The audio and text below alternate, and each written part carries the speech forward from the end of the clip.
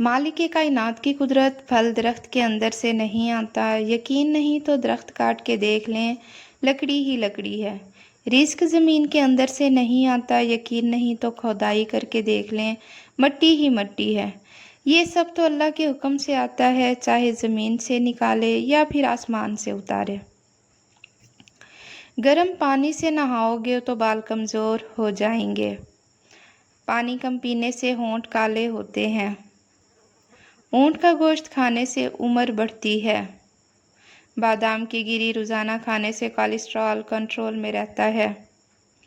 मसूर की दाल ज़्यादा खाने से पेट की बीमारियों से निजात मिलती है।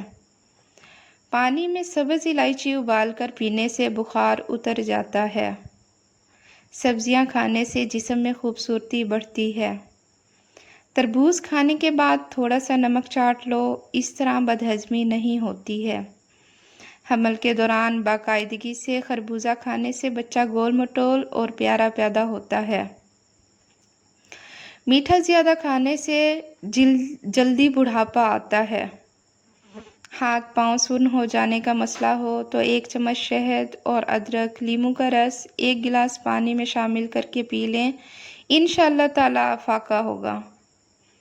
चावलों के उबले हुए पानी से बालों को धोने से बाल गिरना बंद हो जाते हैं। 4-5 दिन मुसलसल कच्चा प्याज खाने से पेट के कीड़े मर जाते हैं।